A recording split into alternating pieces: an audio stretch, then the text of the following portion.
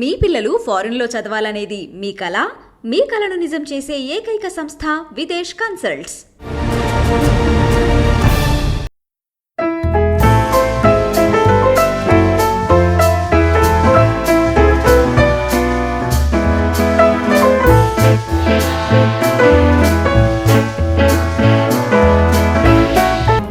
Welcome to crime analysis. Phone tapping కేసులో arrest అయిన మాజీ ఓఎస్డీ రాధాకృష్ణ రిమాండ్ రిపోర్ట్లో చాలా ఆసక్తికర అంశాలు బయటపడ్డాయి. కేవలం తన కోసం కాదు, తన వ్యక్తిగతం కోసం కాదు, పార్టీ కోసమే చేశానంటే బాంబు లాంటి వార్త పిలిచారు. బీఆర్ఎస్ సుప్రీం ఆదేశాల మేరకే ప్రభాకర్ గారు చెప్తే, ప్రభాకర్ ఆదేశాల మేరకే మేము నా టీం అంతా కూడా ఈ విధంగా చేశాం. కేవలం హైదరాబాదే కాదు, సైబరాబాద్, రాచకొండ, నల్గొండలో మా టీములు పనిచేశాయంటూ ఆయన చాలా ఇంట్రెస్టింగ్ అంశాలు చెప్పారు. అంతేకాకుండా ఇప్పుడు ఎలక్షన్లే కాకుండా గతంలో జరిగిన ఎన్నికలప్పుడు కూడా ప్రతిపక్ష పార్టీల ఫోన్లు ట్యాప్ చేశామని, అందుకు అనుగుణంగా అక్కడ జరిగిన డబ్బులు పంపిణీ కూడా తీసుకున్నామని, ప్రతిపక్ష పార్టీలకు సంబంధించిన రఘునందరావు కానీ, టీడీపీ నుంచి భవ్య ఆనంద్ ప్రసాద్ సంబంధించిన డబ్బులతో పాటు మునుగోడు ఎలక్షన్ డబ్బులు కూడా మేము సీజ్ చేశామంటూ అతను పూస గుచ్చినట్లు పోలీసులకు చెప్పారు. అయితే ఇంత జరిగిన తర్వాత ఈ కేసు నిలబడుతుందా?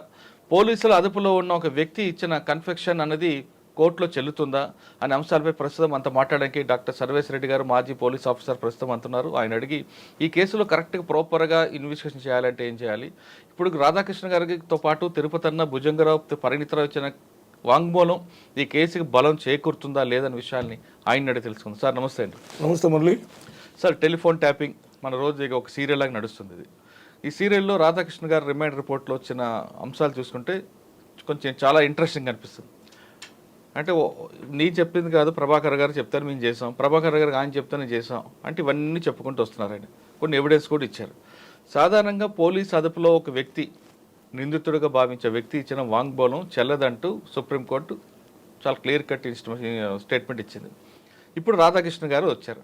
ఆయన కూడా గతంలో task force, law and order అని చేశారు.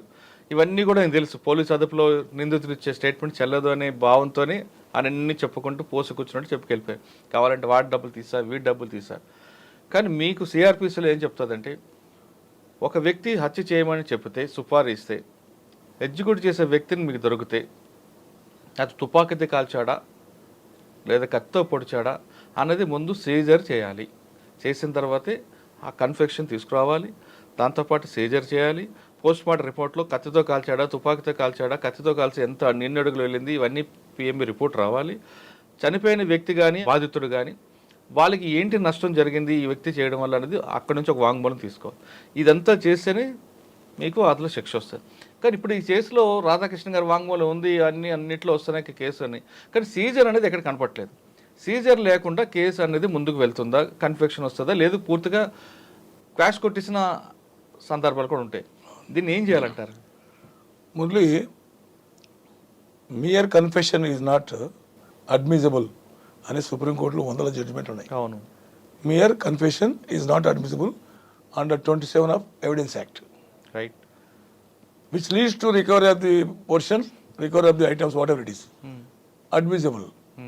లేదు అంటే ఏ statement made before police officer is not admissible, convert అవుతుంది. 25 కింద కన్వర్ట్ అవుతుంది. కనుక వేస్ట్ అది. ఇప్పుడు ఎంత పొడుగు భారతం చెప్పు, శటభారతం, రామాయణ, భారతం అని చెప్పు, ఓన్లీ తప్పుదో పట్టడానికి కాబట్టి అంశాల్లో గుర్తిస్తుంది కోర్టు తప్ప. నాకు తెలిసి ఇప్పుడు ఏ కన్ఫెషన్లో కూడా ఎప్పుడు ఎవరు రికవరీ, అది రికవరీ చేసినాం, ఇది రికవరీ ఎక్కడ చెప్పలేదు. ఓన్లీ సెక్షన్ 25 ప్రకారం ఎవిడెన్స్ యాక్ట్ అడ్మిషన్ చెప్తున్నాం. Admission is not admissible. A statement recorded by the police officer is not admissible alone, which leads to recoveries comes in 27 కింద వస్తుంది. తర్వాత ఇది ఎట్లా కన్విక్షన్ అవుతుంది అనేది మొత్తం $1 మిలియన్ క్వశ్చన్. మీరు ఇంతకుముందు చెప్పారు కదా మర్డర్ కేసు. ఇప్పుడు దీంట్లో కూడా కన్ఫెషన్ చేసి ఒక ఐటమ్ రికవర్ చేసి ఆ ఐటమ్ను సీజ్ చేసి ఆ ఐటమ్ రికవర్ చేసుకోవడానికి ఎవరెవరు సహకరించారు, ఎవరు డబ్బులు ఇచ్చిండ్రు, లేదంటే ఎక్కడ మొలగొట్టిండ్రు, మొలగొట్టిన ప్లేస్లో నేరస్థల పంచనామా రాసి ఆ పార్ట్స్ ఏమన్నా రికవర్ చేస్తే ఆ పోర్షన్ అడ్మిసిబుల్. అదే సీజర్ ఎక్కడ కనిపించదు. సీజరే లేదు ఇక్కడ starting right from the beginning what we are observing క్లోజ్గా. మీరు స్టార్టింగ్ నుండి మేము డిస్కస్ చేస్తూనే ఉన్నాం. ఎక్కడ సీజర్ లేదు. సీజర్ లేనప్పుడు ఎట్లా కన్విక్షన్ అవుతుందండి? ఇది ఈవెన్ ట్రయల్ కూడా పోదు కేసు. సార్, ఇప్పుడు ఫస్ట్లో ఎందుకు ప్రణీతరావు అంటే వాళ్ళు ఏమైనా సీక్రెట్స్గా పెట్టడానికి కూడా లేదు. They should mention portion of the confession, recovery portion ఉంటే దాంట్లో మెన్షన్ చేయాలి. ఎక్కడ రిమైండర్లో మెన్షన్ చేయాలి. రిమైండర్లో కూడా ఎక్కడ లేదు. ఇప్పుడు ఫస్ట్లో ప్రణీతరావు అరెస్ట్ చేశారు. ఎగ్జాక్ట్లీ. ఇదంతా ఎగ్జిక్యూటివ్ చేసింది ప్రణీతరావు అన్నది జగమెరగని సత్యం. కానీ ప్రణీతరావు అరెస్ట్ అయినప్పుడే ఆయన ఆ ఎక్కుపెట్టి సంబంధించినందుకు నేను పలానా డిస్ట్రాక్ట్ చేశానంటో మూసీ నదిలో వికారాబాద్లో చూపిస్తున్నాడు. అక్కడ అయినా సరే సీజర్ కనిపించట్లేదు. ఎక్కడ లేదు. ఇప్పుడు ఎగ్జిక్యూటివ్ చేసింది వీళ్ళ ఆదేశాల మేరకు, సుప్రీం ఆదేశాల మేరకు ప్రభాకర్ గారు, ప్రభాకర్ ఆదేశం మేరకు రాధాకృష్ణ గారు, రాధాకృష్ణ ఆదేశం మేరకు భుజంగర్ గారు తిరుపతి అనుకుందాం. ఇక్కడ ఎగ్జిక్యూటివ్ చేసింది ఎవరు? ప్రణీతరావు. ఆయన అరెస్ట్ చేసినప్పుడు అక్కడ సీజర్ లేనప్పుడు ఈ వీళ్ళు కన్ఫెషన్లో మేము చేసామని హీరోగా కాల్ రగ్గరేసుకున్నా అది ఏమైనా వర్త్ ఉంటుందా? ఎలాంటి వర్త్ లీగల్ శాంటిటీ ఉండదు. లీగల్ శాంటిటీ అనేది మస్ట్. ఓన్లీ మేయర్ కన్ఫెషన్ కదా మురళి. ఆయన చెప్పిండి ఆయన ఆయనకి చెప్పాడు, ఆయన ఆయనకి చెప్పాడు. ఇదేంటి ల్యాడర్ లేకుండా తప్ప కింద పడుతుంది కేసు. నిజం మురళి, ఫ్యాక్ట్ ఇది. మనం ఎవరైనా ఉండకో వాట్ ఎవర్ ఇట్ ఈస్, మనం లా మాట్లాడుకుంటున్నాం ఇప్పుడు, ఓన్లీ లా. కనుక confession, alone confession without recovery is not at all admissible. Legal sanctity ఉండదు, కేసులో ఉండవు. మళ్ళీ కన్ఫెషన్ అయినా కూడా ఆ నేరస్థల పంచనామా ఒకటి ఉండాలి ఎక్కడ రికవరీ, లేకుంటే ఆ రికవరీ పోర్షన్ కూడా పంచల ముందు రికవర్ చేయాలి ఇద్దరి. ఇది ఉంటేనే ఓకే, లేకుంటే వేరే పలానా ఊళ్ళే అంటే ఆ ఊరు ఆ ఇల్లు స్కెచ్ చేయాలి, ఆ ఇంటి చుట్టుముళ్ళు ఎగ్జామ్ చేయాలి, నార్త్ ఈస్ట్ డైరెక్షన్స్ గీయాలి, ఆ ఇంట్లోకి వెళ్ళి ఆ పంచనామా రాయాలి. లేకుంటే అడవిలో ఉంటే ఆ తుమ్మ చెట్టు, యాప చెట్టు, ఎలక చెట్టు, మొలక చెట్టు ఉందని ఆ మధ్యలో రాయాలి. రాస్తేనే ఆ సర్వే నెంబర్ ఏంది, ఆ అడవిలో అప్పుడు వికారాబాద్ అడవులు అన్నారు, ఆ సర్వే నెంబర్ ఏంటికి దేనికి వస్తుంది, ఆ వీఆర్ఓని పిలిచి ఎగ్జామ్ చేయాలి.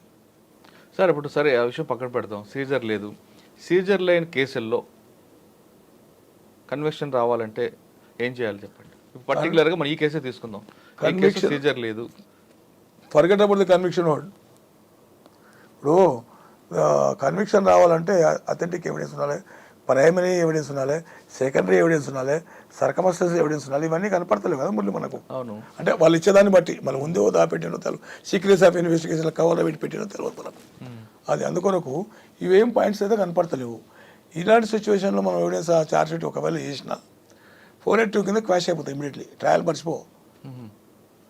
మర్చిపో, డిశ్చార్జ్ చేస్తే డిశ్చార్జ్ ఎదిరిపోతుంది. అందుకొరకు అంటే వీళ్ళు కరెక్ట్గా ప్రాపర్గా ఏం చేయమంటారు? ఇప్పుడు ప్రాపర్గా ఏం చేయాలంటే ప్రతి కన్ఫెషన్కి రికవరీ ఉండాలి. ఓకే, రికవరీ పంచనామాలు సపరేట్ ఉండాలి. తర్వాత ఎక్స్పర్ట్ ఒపీనియన్ కూడా అవసరం తీసుకొని ఉండాలి. తర్వాత ఆడియో వీడియో ఉంటాయి కదా ఇవన్నీ, దాంట్లో కూడా ఎక్స్పర్ట్ ఒపీనియన్ తీసుకోవాలి. సెక్షన్ 65AB కింద డాక్యుమెంట్ కన్వర్ట్ చేసి వేయాలి. ఓకే, అప్పుడే కానీ సపోర్టివ్ ఎవిడెన్స్ ఉంటుంది. ఎవరు లేకుండా ఒక చెప్పుకుంటూ పోతే మా శక్తి దిగుతుంది కథం, ఏం లేదు. అంతే. అంటే ఓన్లీ మీడియాలో హడావుడి తప్పించి, మీడియా హడావుడి, పబ్లిక్ డైవర్షను, ఊహాస్వర్గంలో వివరించినట్టు ఉంటుంది. అదే మీర్ కన్ఫెక్షన్కి అయితే సబ్సెంట్ కాదు. ఎవరి స్టేట్మెంట్ అయినా కానీ ఇప్పటివరకు మనం చూసినటువంటి కన్ఫెషన్ స్టేట్మెంట్లు ఎక్కడ లేదు. సార్ ఇప్పుడు ఈ కేసులో మీరు అన్నట్లకి సీజర్ లేదు కాబట్టి ఫస్ట్ ప్రణీత్ దగ్గరికి సీజర్ చేయాలి, తర్వాత చేద్దామని అనుకుందాం. ఎందుకంటే ప్రభాకర్ గారు వీళ్ళందరూ వస్తారు, ఎవరైతే ఎక్విప్మెంట్ ఇచ్చారో ఆయన కూడా మాట్లాడితే వస్తుంది అనుకుందాం. కానీ ఇప్పుడు రాధాకృష్ణ గారు కానీ లేదంటే భుజంగరావు గారు కానీ తిరుపతి రాణి గారు కానీ 164లో స్టేట్మెంట్ రికార్డ్ చేసి పెడితే బెనిఫిటా కాదా? 164 వాళ్ళు ఎందుకు చేస్తారు? అక్యూజ్ ఎప్పుడు చేయరు 164, అంత కాన్ఫిడెన్స్ చెప్పరు. 164 చేస్తే ఓకే చేయరు కదా, they are cited as accused. Knowledge officers కనుక ఎవరు చేయడు, లా తెలుసు కదా. లేమ్యాన్ ఉంటే కదా భయపెడతా పీపెడితే చేస్తారు కదా, ఇక్కడ భయపెట్టిక లేదు, లేమ్యాన్ లేదు. మీరు ప్రతిదీ రికార్డ్ చేసి చేయాలి. ఇది రికార్డ్ చేస్తున్నారో లేదో తెలియదు. In the presence of advocate. ఇప్పుడు ఇందులో అప్రూవర్ లేదంటే విట్నెస్ వాళ్ళు 164 చేయొచ్చా? అప్రూవర్ కోర్టులో అవుతాడు, ఉన్నారు అనుకోండి, విట్నెస్ 164 చేయొచ్చు. కానీ అంత వ్యాలిడేట్ ఉన్న 164 also not authentic, recorded by the magistrate కనుక దట్ పోర్షన్ ఇస్ అడ్మిసిబుల్. కాకపోతే కేసు ఎగిరిపోకుండా కొంచెం ఉంటుంది, ఆగుతుంది. 164 అంటే ఇప్పుడు చూస్తుంటే కేసు హడావడి అంతా కూడా ఓన్లీ మీడియాలో హడావడి తప్పించి దాన్ని పూర్తిగా స్ట్రాంగ్ ఎవిడెన్స్ పెట్టి శిక్ష పడేలా చేద్దాం అనే దర్యాప్తు కనిపించట్లేదు మీకు? అంటే వాళ్ళు ఉన్నదాంతో చేస్తున్నట్టు కనిపిస్తుంది. హడావిడి అని మన ఆట నేను ఎందుకు అన్నాను. కానీ ఇప్పుడు హడావిడి అనే మాట మీరు మాట్లాడితే బాగుంటుంది, నేను మాట్లాడలేను. ఎందుకంటే వాళ్ళ ఉన్న అవైలబుల్ ఎవిడెన్స్తో పోతున్నారు. ఈ available evidence is not sufficient to constitute the offence అనేది నేను చెప్తున్నాను. ఇప్పుడు ఆల్రెడీ సైబరాబాద్లో, నల్గొండలో, రాచకొండలో, హైదరాబాద్లో 4 సెంటర్లు పెట్టామని రాధాకృష్ణ చెప్తున్నారు. ఒక్కొక్క సెంటర్కి ఒక్కొక్క ఇన్ఛార్జ్. కమ్యూనిటీ అనే పదం ఉపయోగించారు, కమ్యూనిటీ బేస్ చేసుకొని పెట్టామన్నారు. మరి తిరుపతి వాళ్ళ కమ్యూనిటీ కాదు కదా, మళ్ళీ ఉన్నాడు ఆయన వాళ్ళ కమ్యూనిటీ కాదు కదా. Why is dragging name of community అనేది అంటే దానికి ఒక వెర్షన్ ఏమంటున్నారంటే ఆ కమ్యూనిటీలో ఒక సింపతి తీసుకురావడానికి ఆ పదం వాడారు అంటున్నారు. వాస్తవం అంటారా? సింపతి తీసుకొచ్చి 5 ఏళ్ళు ఎలక్షన్, ఇప్పుడు సింపతి తీసుకొచ్చి ఏం చేస్తాడు? సింపతి ఇప్పుడు తీసుకొస్తారు కాదండి, ఆయనకి వ్యక్తిగతంగా మా కమ్యూనిటీ కోసం ఈయన వీరోచితంగా పోరాడాడు అని చెప్పుకోవడానికి అట్లను ఓకే మేబీ ఉమ్, మరి వీళ్ళతో పోరాడినాడు మరి సుప్రీం పేరెంట్ సుప్రీం ఏమని చెప్తాడు మరి what investigation is doing that అంటే సుప్రీం అంటే ఎవరని చెప్పరా అవును ఏందా సుప్రీం అంటే గాలి ఈ చెట్ట పుల్లనా చెప్పాలి కదా బీఆర్ఎస్ పార్టీ సుప్రీం అంటున్నారు కదా సుప్రీం అంటే దేర్ ఆర్ మోర్ సుప్రీమ్స్ ఒకరు లేరు అంటే పార్టీకి సుప్రీం ఒకరే ఉంటారు కదా లేరు ఆ పేరు చెప్తేనే ఒకడు లేదంటే సుప్రీం ఎనీబడి ఎనీ లీడర్ సుప్రీంస్ అని కూడా సుప్రీమే సుప్రీం అల్లుడు కూడా సుప్రీమే సుప్రీం ఈ కొడుకు కూడా సుప్రీమే సుప్రీం బిడ్డ కూడా సుప్రీమే అంబిక్విటీ సరే, ఎందుకంటే రాధాకృష్ణ కేవలం కమ్యూనిటీ పేరు వాడి తిరుపతి కానీ గట్టుమల్లిని కూడా అందులో ఇన్వాల్వ్ చేశారు మరి కులం మార్చడే మన అది కూడా తిరుపతి అన్న ఇస్ గుడ్ ఆఫీసర్ డౌట్ లేదు వీళ్ళందరూ భుజంగరావు కూడా గుడ్ ఆఫీసరే రాధాకృష్ణ అందరు గుడ్ ఆఫీసర్సే వాళ్ళ కమ్యూనిటీ స్ట్రాంగ్ చేసి వాళ్ళ అధికారాన్ని సుస్థిరం చేసుకొని మళ్ళీ మూడోసారి ప్రభుత్వం రావడానికి మేము చేసిన కృషి అని చెప్పిండు కదా కానీ అదంతా oral where is the document evidence అదంతా ఎవిడెన్స్ ఎవిడెన్స్ లేదు కదా సార్ ఇప్పుడు ఈయన ఇచ్చిన రిపోర్ట్ తీసుకొని రేపు నెక్స్ట్ ప్రభాకర్ గారు వస్తారు ఈయన బాల్ తీసుకుని ప్రభాకర్ కోర్టులో పెట్టారు ప్రభాకర్ గారు దాన్ని అడ్మిట్ చేస్తారా లేదంటే నాకు తెలియదు అని చెప్తే ప్రభాకర్ రావు ఉన్నది ఏంటంటే మరి దేర్ ఇన్ ద మ్యాటర్ వీళ్ళు ఎవరు ముందర పోతలేరు కదా ప్రభాకర్ రావు అక్కడికి వచ్చి బ్రేక్ ఇస్తున్నారు అసలు బ్రేక్ ముందర ఉంది ఆడికి పోతలేరు అసలు జరిగింది చేసి కర్త కర్మ క్రియ ముందలున్నాడు ఒక ఇంట్లో ఒక పెద్ద మనిషి ఉంటే ఆయన పిల్లలు ఇంట్లోనే ఉంటే ఆయన పిల్లలు లంగ పని చేసేది ఆ పెద్ద మంది తెలియకుండా ఉంటుందండి ఇతో ఎట్లా చేస్తాడు చెప్పినా కూడా నాట్ అనిపించబుల్ అది సార్ ఇప్పుడు ప్రభాకర్ గారికి సుప్రీంకి మధ్యలో ఇంకొక ఆఫీసర్ ఉంటారు అవును ఆఫీసర్ని ఎందుకు రెస్పాండ్ అవ్వట్లేదు ఇందులో ఎందుకంటే ఆ టైంలో ఆయన ఇంటెలిజెన్స్ చీఫ్గా చేశారు డీజీపీగా చేశాడు మన సిటీ పోలీస్ కమిషనర్గా చేశాడు ఈ లింక్లో ఆయన పేరు రాకుండా ఆయన తెలియకుండా ఏది జరగదు ఒకవేళ జరిగిందంటే ఆయన అసమర్థంగా మనకు చెప్పుకోవాలి అంతే కదా జరిగిందనే పదం ఆయనకు తెలియకుండా జరిగితే ఆయన అసమర్థతే నాకు తెలుసుకోవాలి ఎందుకంటే నా ఇంట్లో నాకు తెలియకుండా జరిగిందంటే నేను ఫెయిల్యూర్ అని అర్థం కదా అంటే ఫెయిల్యూర్ అని పోలీసులో జరగదు మురళి అట్లా నాకు తెలియకుండా జరిగింది అంటే నువ్వు సుప్రీమే కావు అవును అన్ఫిట్ టు బి కంటిన్యూ అప్పుడే కావాలి తెలియకుండా జరగదు తెలిసే జరిగింది ఆయనే చేయించింది ఇది వేరే లెవెల్ లేరు మరి ఆయన వైపు ఎందుకు జరగట్లేదు ఇన్వెస్టిగేషన్ ఆడ మళ్ళీ ఇది ఇక్కడనే ఉంది గేమ్ అక్కడ ఎందుకు పోతలేదు మీరు మంచి క్వశ్చన్ వేస్తారు గేమ్ ఇక్కడనే ఉంది ఇప్పుడు వీళ్ళ స్టేట్మెంట్లు బట్టి చూస్తే అర్థమైపోతుంది ఆడుకొని ఆగుతుంది ప్రభాకర్ రావుని ఒక్కరిని టార్గెట్ చేసి ఆడగాగితే మీరంతా పోయినా చెప్పారని నేను చూసుకుంటా నేను ప్రొటెక్ట్ చేస్తాను అని చెప్పి కూడా ఆ మహానుభావుడు ఇంటర్నల్గా ఆల్రెడీ చెప్పి ఉంటాడు ఎందుకంటే is having lot of skills which craft అంటే మంత్ర విద్యలు చాలా ఉన్నాయి ఆడ ఆ విద్యలు ప్రయోగిస్తాడు ప్రయోగించి వీళ్ళందరినీ నాశనం చేసి మళ్ళీ మిమ్మల్ని ప్రొటెక్ట్ చేస్తా మళ్ళీ నీకు నౌకరిస్తా ప్రమోషన్ ఇస్తాను కూడా చెప్పి పెడతాడు ఇప్పుడు ఆయన చేతుల్లో పవర్ లేదు కదా పవర్ లేకుంటే పవర్ పాయింట్లు ఉన్నాడు కదా పవర్ పాయింట్ ఉన్నాడు మరి ఎట్లా మురళి పవర్ పాయింట్ ఉన్నాడు ఈ కెన్ డూ ఎనీథింగ్ అంతే అతను నమ్మిస్తున్నాడు ఇప్పుడు ఇప్పుడు ఏంటంటే అప్పుడు రాజశేఖర పేర్లు చంద్రబాబు నాయుడు పేర్లు వచ్చిండు మహానుభావుడు ఆడికి వెళ్ళి వచ్చిన తర్వాత మనకి కేసీఆర్ దగ్గర రావడానికి వచ్చిన తర్వాత చంద్రబాబు నాయుడు చెదలు పట్టించిండు ఆయన తట్టాపుట్టి వరకు ఆంధ్రప్రదేశ్లో పడ్డాడు 10 సంవత్సరాల జాయింట్ క్యాపిటల్ కూడా మొత్తం తీసుకుని అడ్డుపడ్డాడు చెప్పుకోకుండా చేయకుండా అట్లా ఇప్పుడు కేసీఆర్ దగ్గర ఉన్నప్పుడు ఇక్కడ ఈయన్ని పట్టించిండు మన గౌరవ ముఖ్యమంత్రి గారిని ఆయన్ని అక్కడ రెక్కిల్ చేసి ఫోన్ ట్యాపింగ్ ఆయనే మొత్తం మొదటి బాధ్యతలు అనేసి గౌరవ ముఖ్యమంత్రి మొదటి బాధ్యత ఈ యొక్క సోకాల్డ్ పెద్ద మనిషి ఆడ రెక్కి చేయని 2 రోజులు రెక్కి చేస్తాడు ఆ కట్టడానికి ఒక ఇన్స్పెక్టర్లు పెడతాడు ఇప్పుడు అక్కడ ట్రాన్స్పోర్ట్ డీసీపీ ఇక్కడ ట్రాన్స్పోర్ట్ డీసీపీ ఒక 6 కిలోమీటర్ దూరాన ఒక 5 ఉంటాడు ఎట్లా దొరికరా అని పట్టుకుంటే దొరికరా ఇంకా అన్న మాటలు కూడా మాట్లాడాడు మరి అలాంటి పెద్ద మనిషికి ఇలాంటి సౌకర్యం దొరికిందంటే $1 మిలియన్ ప్రశ్న మనకు అంతర్యం ఏందో అర్థమైతలేదు కాకపోతే ఏంటంటే బ్యాడ్ సిమ్టమ్స్ ఇవన్నీ ఇప్పుడు తప్పు చేసినాడు శిక్షకు గురి కావాలి నేనైనా సరే ఏ తప్పు చేయకుండా నన్ను చిత్రహింసలు పెట్టిన రోజులు ఉన్నాయి ఛాలెంజ్ చేస్తా అని చెప్పా మురళి ఛాలెంజ్ చేస్తా హైకోర్టు సుప్రీంకోర్టు జడ్జితో ఏమంతో పెట్టా లేదని పేకు అట్లా చేసేటువంటి సృష్టికర్త ఇప్పుడు ఆ రోజుల్లో కూడా నా టెలిఫోన్ ట్యాప్ అయింది మొన్నటి వరకు అయింది ఈ మొన్నటి వరకు కూడా అప్పుడు నేను హైకోర్టులో వేసిన నా టెలిఫోన్ ట్యాప్ చేస్తున్నాను నాకు ప్రాణభయం ఉందని 9175 రిట్ 2013 రిట్ వేసిన ఆ పెద్ద మనిషి పేరు మీద రిట్ వేసిన వేస్తే అది ఫుల్ ప్రొటెక్షన్ ఇవ్వండి ఫుల్ ప్రొటెక్షన్ అని రాస్తే నేను అప్రోచ్ డీజీ ఈ ప్రొటెక్షన్ లేదు కానీ ఆర్డరే నాకు ప్రొటెక్షన్ అయింది లేకుంటే సుదర్శక్తులు ఎన్నో ఉండి వెళ్తున్నా మన గతించిన వ్యక్తి కూడా పార్ట్ ఆఫ్ ది క్రియేషనే అటువంటి శక్తులు ఎవరని చెప్తే ఎంతసేపు మురళి అట్లా నేను భయపడే క్యారెక్టర్ కాదు కానీ చెప్తున్నా వీళ్ళంతా సార్ ఇప్పుడు ఈ గవర్నమెంట్లో ఆయన మంచి పొజిషన్ ఉన్నారు. ఒకవేళ ఈ గవర్నమెంట్లో కాకుండా నెక్స్ట్ 5 years తర్వాత లేదంటే ముఖ్యమంత్రి గారు మారిన తర్వాత కూడా ఆయనే పవర్లో ఉంటారా? అంటే ఏ గవర్నమెంట్ వచ్చినా ఆయనే పవర్లో ఉంటాడా? షికారు నేర్చిన కుక్క బొక్క ఇక్కడ ఉంటే అడిపోతుంది.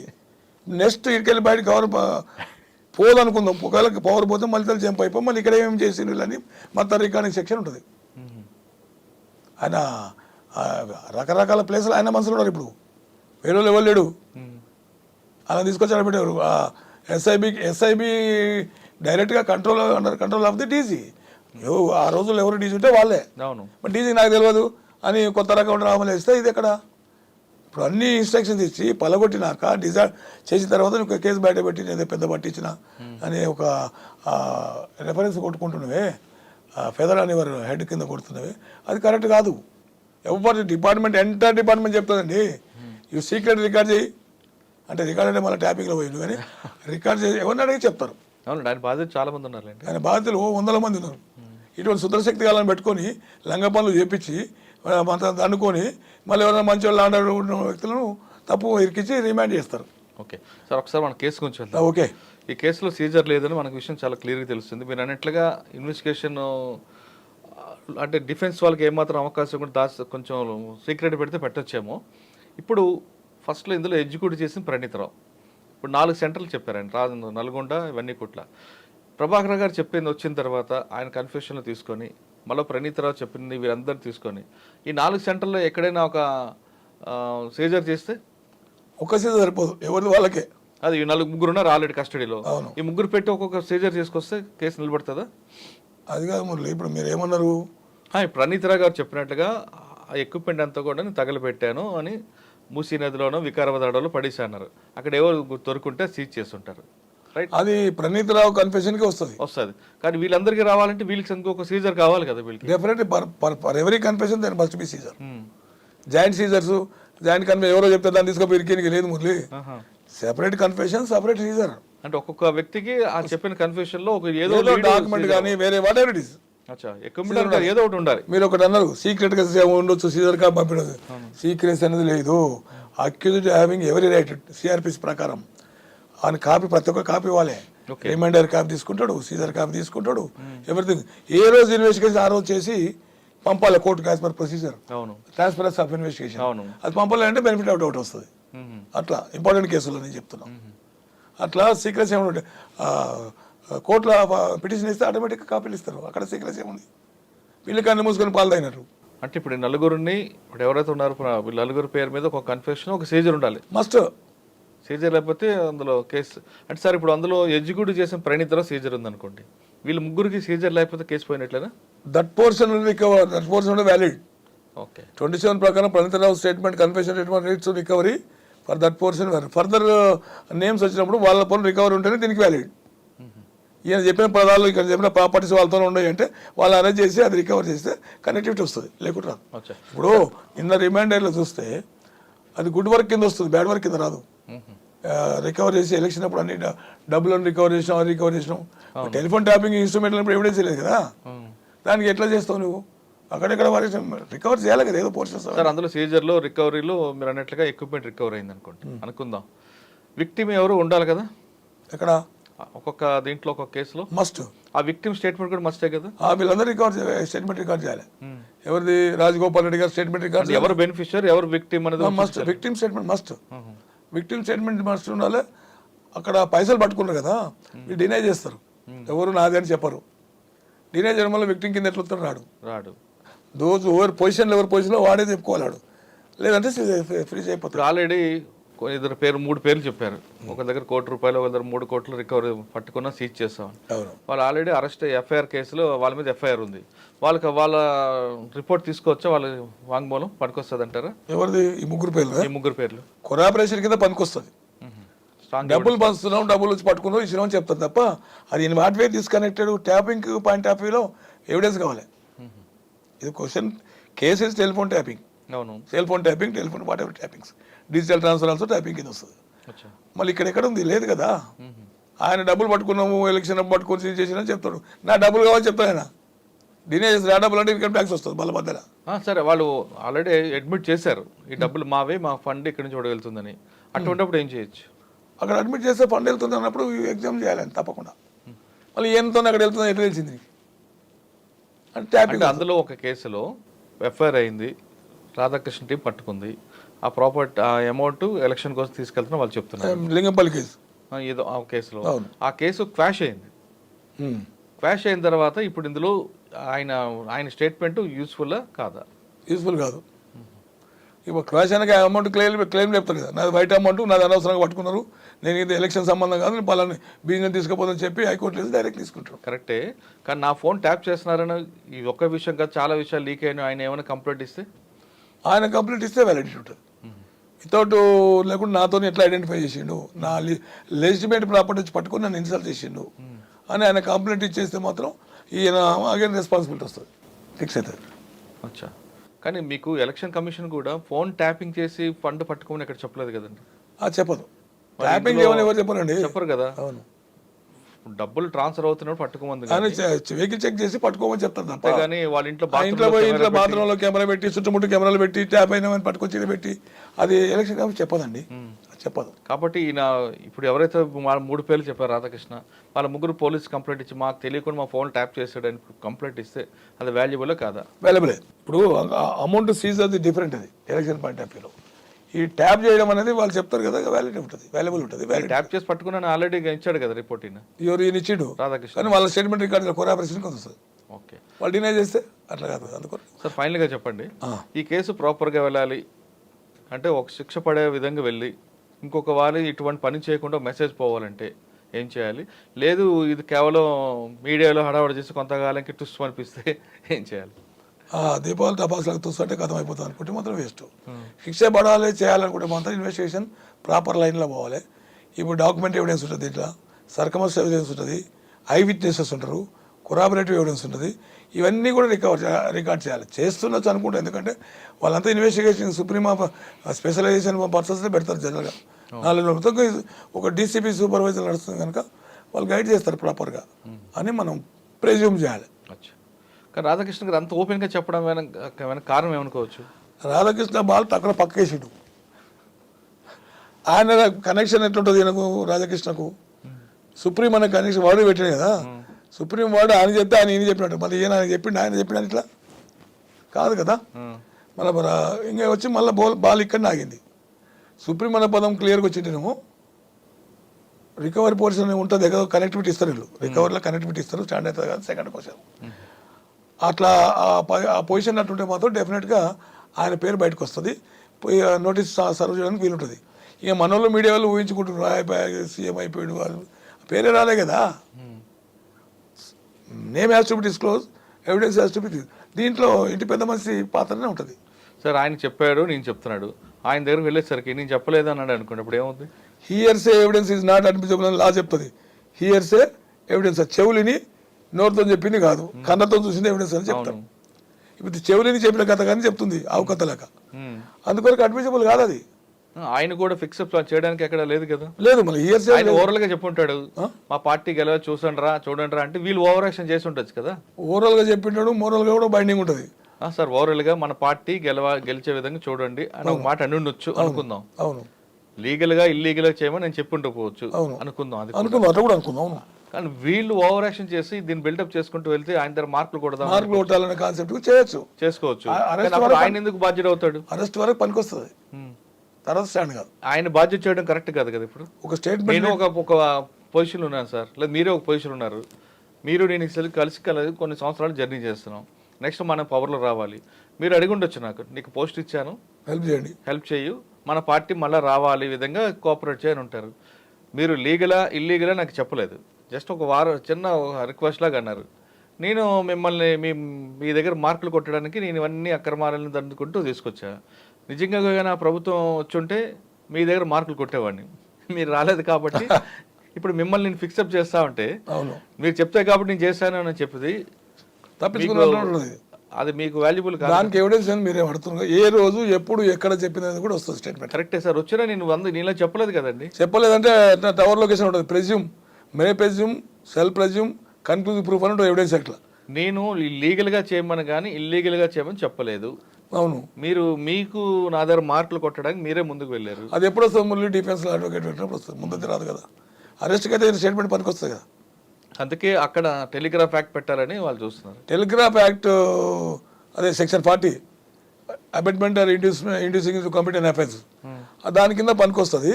కాకపోతే ఏంటంటే అది అరెస్ట్ చేయడానికి ఈ స్టేట్మెంట్ పనికి వస్తుంది మళ్ళీ. తర్వాత కోర్టులో ట్రయల్ ఉంటుందా పోతా సెకండ్ క్వశ్చన్ అది. అప్పటి వరకు అయితే బదనాం కింద అయిపోతాడు కదా మొత్తం. దానికి పనికి వస్తుంది. ఒక ఐపీఎస్ ఆఫీసర్ స్టేట్మెంట్ ఇస్తున్నట్టే దేని మస్ట్ బి సమ్ శాంటిటీ, అంటే ఐపీఎస్కి ఉన్న శాంటిటీ. మరి ప్రభాకర్ రావు కూడా ఫేర్ అండ్ పర్సనాలిటీ. అవును, మరి ఆయన అయితే అబద్ధాలు చెప్పడు. ఆయన రికార్డ్ లేదులేండి. ఆ రికార్డులే, ఆ ట్రాక్ రికార్డు ఎక్కడ లేదు. ఆయనకి మేము భారతీయుడు అంటుంటివి. భారతీయుడు అప్పుడు సినిమా వచ్చిన చూడు, భారతీయుడు అంటుంటివి. సార్ అయితే అట్లా చెప్పడు. దీంట్లో అసలు కథ దాగి ఉందని చెప్తున్నా Murali, right from the beginning. ఆడికెళ్ళి ఇప్పుడు ఫీడ్ అవుతున్నాను, నువ్వు ఇట్లా చెప్పు, నువ్వు ఇట్లా చెప్పు, ఇట్లా చెప్పు అంటే అట్లా చెప్తారు. పలుకులు పేరెంట్స్ అని పలుకుతున్నాయి. పలికించడం అసలు బయటకు వస్తున్నాడు కదా. మళ్ళీ ఇప్పుడు రాధాకృష్ణ స్టేట్మెంట్లో సుప్రీం అనే పదం వచ్చింది. మరి ఆ సుప్రీం అంటే మళ్ళీ ఈ సుప్రీం ఎందుకు చెప్పాడు? సుప్రీం ఎందుకు వచ్చి చెప్పాడు కదా. ఎస్ఐబికి చెప్పాడు. ఎస్ఐబి అనేది రేర్ సీక్రెట్ ఆర్గనైజేషన్. అప్పుడు పడితే సీఎం గారికి లేదు. ఇన్స్ట్రక్షన్స్ ఏమైనా పాస్ అయినా త్రూ డీజీకెళ్ళి వస్తాయి. అంటే ప్రొసీజర్లో అంటే డైరెక్ట్ అయితే రావు కదా మళ్ళీ. మరి అట్లాంటప్పుడు ఆయనది డాడ్జ్ అవుతుందంటేనే మిలియన్ డాలర్ క్వశ్చన్. మరి ఎట్లా చేస్తారు ఇంకా అనేది peoples are closely observing intellectuals. అరే అప్పుడు డీజీ లేదు ఏందిరా బాబు అని అంటున్నారు. చాలా మంది అడిగింది నాకు. మనం ఏం చేస్తాం భయ్, నేనేమన్నా అయిపోనా కాదు కదా. జరుగుతుంది ఇన్వెస్టిగేషను. ఒక ఐపీఎస్ ఆఫీసర్ సూపర్వైజ్ చేస్తున్నాడు. ట్రాన్స్పరెన్సీ ఉంటుందనే మనం ఊహిద్దాము. లేనప్పుడు కోర్టు ఉంది, కోర్టులో చూసుకుంటారు అనే కాన్సెప్ట్ కింద మాట్లాడుతుంది తప్ప చేయాలి, మంచిగా చేయాలి. ఎవరైతే ఎందుకు మురళి అలా ఈక్వల్ బిఫోర్లా మీ జీవితాలు అయితే నాశనం అయిపోయినాయి. ఇప్పుడు మంచి మంచి ఆఫీసర్లు వాళ్ళు. అవును, భుజనరావు కానీ, తర్వాత రాధాకృష్ణ కానీ, అందరు తిరుపతి అన్న కానీ, మల్లు కానీ, ఆల్ రైట్ గుడ్ ఆఫీసర్స్. వాళ్ళ రెప్యుటేషన్ కాదు మొత్తం బొందలో కలిసిపోయింది. వాళ్ళు కాదు సార్, అసలు వాళ్ళ కుటుంబం ఎంత బాధపడుతుంది. నాది ఒక రిక్వెస్ట్ ఏంటంటే మీడియాకి, సోషల్ మీడియా పర్సనల్ లైఫ్స్ గురించి చెప్పొద్దు మళ్ళీ. ఎవరైనా సరే ప్రతి వ్యక్తికి పర్సనల్ డిపార్ట్మెంట్స్ ఉంటాయి. అవి మనం ఈ కేసులో తీసుకురావద్దు అనేది నా పర్సనల్ రిక్వెస్ట్. మీరు ఏమని చెప్తే చెప్పండి దాని మీద. కానీ వద్దు అనేది నువ్వు ఎవిడెన్స్ దీని ప్రకారం చూడండి. ఎందుకంటే మంచి ఆఫీసర్ వాళ్ళ లైఫ్ నాశనం చేసుకుని కదా. ఈ లైఫ్ నాశనం ఇప్పుడు జనరల్ ఒక కేసులో నేను ఏం చేసిన అంటే ఒకటి బర్నింగ్ కేసులో 164 చెప్పితామని తీసుకుపోయినా డైరెక్ట్ డిక్లేర్ చేయడానికి ఊరేడు దాంట్లో. ఆమెకి 2 పిల్లలు ఉన్నారు.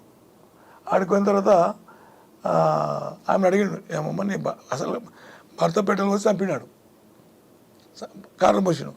ఆడ అడిగితే మా భర్త చాలా మంచివాడు, మా భర్త ఎలాంటి ఎన్నడూ సతాయించలేదు, నాకే మానసిక కారణాల వల్ల నేనే ఇది చేసుకుంటున్నా అని చెప్పే.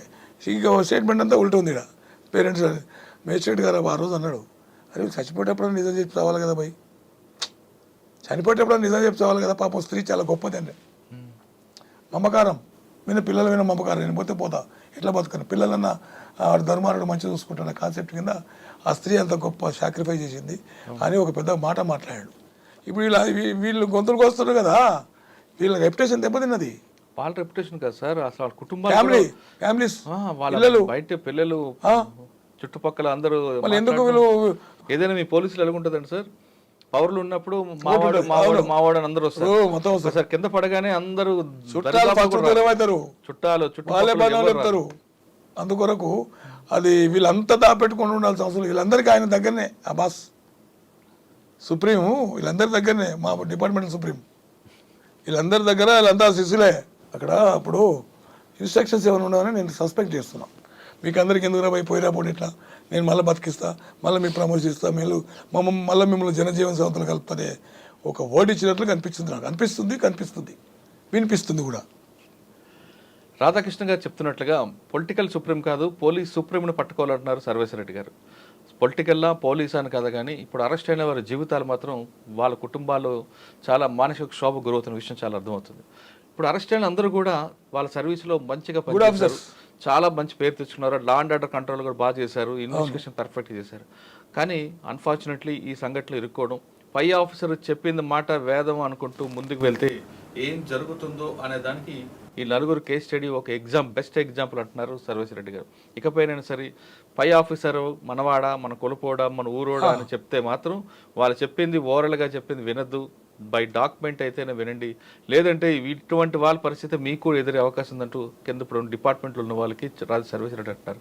ఇప్పటికైనా సరే పోలీసులు ప్రాపర్ ఇన్వెస్టిగేషన్ చేయాలి, కేవలం హడావుడి చేయకుండా సీజర్ అనేది కరెక్ట్గా ఉంటేనే కేసులో కన్విక్షన్ వస్తుంది, లేకపోతే కేసు క్వాష్ అయ్యే అవకాశం ఉంది. కాబట్టి ఇప్పుడున్న ఐబోల్ కూడా, ఇప్పుడున్న ఆఫీసర్లు కూడా ఎవరు ప్రలోభాలకు లొంగకుండా, ఎవరు ఆదేశాలకు మాత్రం కాకుండా కేసులో ఇన్వెస్టిగేషన్లో ఏ విధంగా వస్తుంది, ఎవిడెన్స్ కరెక్ట్గా వెళ్తేనే ఆ విధంగా వెళ్ళాలి. కానీ లేదు మనకి గతంలో సతాయించాడు కాబట్టి వీళ్ళకు కూడా సతాయిద్దామనే భావంతో వెళ్తే మీకు కూడా ఇటువంటి పరిస్థితి ఎదురే అవకాశం తెలుస్తుంది. ఇది సర్వేశ్వర రెడ్డి గారితో ఎక్స్క్లూజివ్ ఇంటర్వ్యూ. వచ్చే ఇష్యూలో మళ్ళీ కలుద్దాం. అంతవరకు నమస్తే. Thank you sir. నమస్తే.